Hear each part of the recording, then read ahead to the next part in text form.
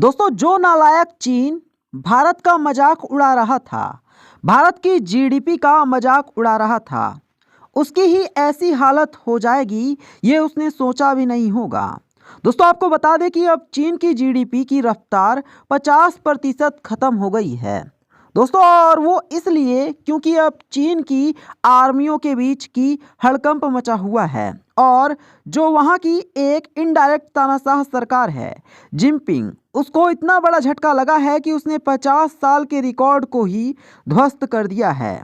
दोस्तों, तबाही चीन में इसलिए आई है क्योंकि वहाँ की जीडीपी 50% खत्म हो गई है और इतना ही नहीं, चीन को चौतरफा घेर लिया है पूरा वर्ल्ड।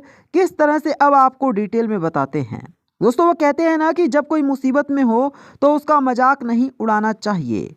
जब भारत समेत दुनिया भर में कोरोना की दूसरी लहर आई थी जिसमें हजारों लोगों को अपनी जानें गंवानी पड़ी, उस समय चीनी मीडिया इस चीज का मजाक उड़ा रही थी और उस दौरान चीन ने भारत और अमेरिका तक का मजाक उड़ाते हुए कहा था कि ये एक बीमारी को तो झेल नहीं पा रहे हैं, अपनी अर्थव्यवस्था को कैसे सुधारेंगे। लेकिन वो कहते हैं ना कि जो जैसा करता है वो वैसा भरता है। आज पूरी दुनिया आज़ादी का मजा ले रही है, लेकिन चीन अपने इतिहास के सबसे बुरे संकट को झेल रहा है और ये संकट ना सिर्फ कोरोना के रूप में आया है बल्कि उनकी अर्थव्यवस्था की बर्बादी के तौर पर भी आया है। दरअसल हुआ कुछ ऐसा कि चीन में कोरोना के घमासान के बीच जारी वर्ल्ड बैंक ने चीनी अर्थव्यवस्था और उसकी जीडीपी पर बड़े आंकड़े जारी कर दिए हैं और ये आंकड़े ऐसे हैं जिन्हें देखकर चीन में बैठे कम्युनिस्टों को तो पसीना आ गया है, क्योंकि वर्ल्ड बैंक ने अपनी रिपोर्ट में कहा है कि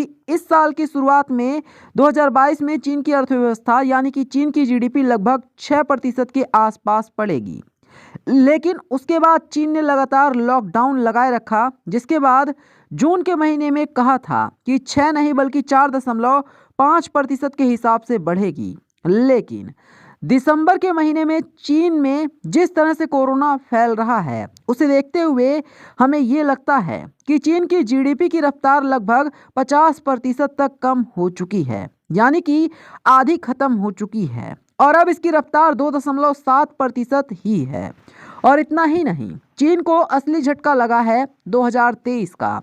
दरअसल वर्ल्ड बैंक ही नहीं, दुनिया की तमाम संस्थाओं ने ये कहा था कि चीन में 2023 तक लॉकडाउन हट जाएगा और उनकी जीडीपी की रफ्तार लगभग 1% होगी, जो वर्ल्ड में सबसे तेज होगी। लेकिन अब वर्ल्ड बैंक ने इसे भी घटा दिया है और अब चीन की अर्थव्यवस्था 2023 में लगभग 4% के ही हिसाब से बढ़ पाएगी, यानी कि इसमें भी 50% की कटौती की गई है। और वर्ल्ड बैंक ने चेतावनी दी है कि चीन की जीडीपी की रफ्तार माइनस में भी जा सकती है, यानी कि चीन की अर्थव्यवस्था बढ़ने के बजाय घट भी सकती है।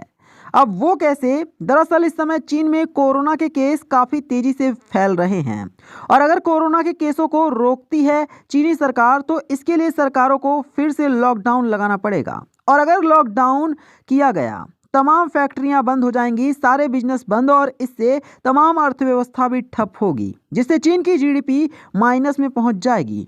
लेकिन अगर चीनी सरकार ये तय करती है कि हमें जीडीपी की रफ्तार बनाए रखनी है तो उसके लिए लॉकडाउन नहीं लगाना पड़ेगा। लेकिन इससे होगा ये कि लोगों में कोरोना और भी ज़्यादा तेज़ी से फैलेगा और कोरोना की वजह से और भी ज़्यादा लोगों की जानें जाएंगी। इसलिए अब चीनी सरकार को एक कठोर फैसला लेना है कि क्या इन्हें अपने लोगों की जानें बचानी हैं या फिर अपनी जीडीपी बचानी है।